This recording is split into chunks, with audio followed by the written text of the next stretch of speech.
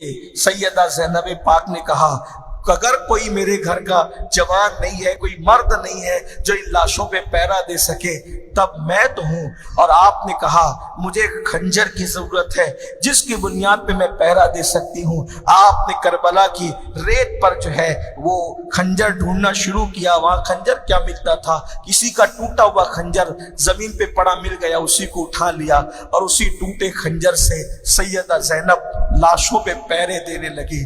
जब लाश पे पहरा देते देते कटी पिटी लाशों से गुजरी, हिम्मत वाली वो खातून, बहरहाल औरत औरत होती है, औरत की कितनी भी हिम्मत हो औरत औरत होती है। जब कटी पिटी लाशों को देखा तो ज़ारो कतार रो पड़ी। सैयदा ज़ैनब इसकी रावी है, बयान करती है, जब मैं कटी पिटी लाशों पर पहरे दे रही थी और गुजर रही थी तो मैंने देखा एक कटी हुई लाश से के करीब से किसी के सिसकियां लेने की और रोने की आवाज आ रही है। और वो आवाज पर जब मैंने तवज्जो दी कि कोई सिसकियां लेके रो रहा है और कहता है बाबा आपको तो पता है ना कि आपके सीने के बगैर मुझे नींद नहीं आती। बाबा बाबा आप कहाँ चले गए, बाबा आप बोलते क्यों नहीं बाबा।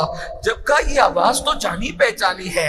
जब तवज्जो की तो उस अंधेरे में पता चला कि शहजादी सकीना एक लाश से लिपट लिपट कर फरियाद कर रही है। सैयदा ज़ैनब से बर्दाश्त न हुआ, आपने सैयदा शहजादी सकीना को उठाया, अपने सीने से लगाया और फरमाया शहजादी तेरे बाबा की लाश तो पहचान में नहीं आती, तुझे कैसे पता चला कि यही लाश तेरे बाबा की लाश है।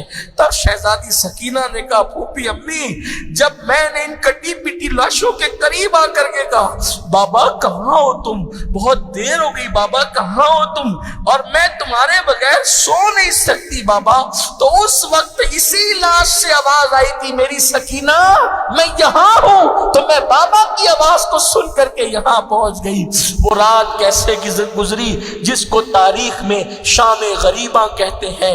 आप मुझे बताएं है किसी पर ऐसी रात गुजरी, है किसी के ऐसे अहवाल और वाकयात। अल्लाह अकबर, सब कुर्बानी देने वाले शान वाले हैं, मगर आले नबी का काम था, आले नबी ही कर गए।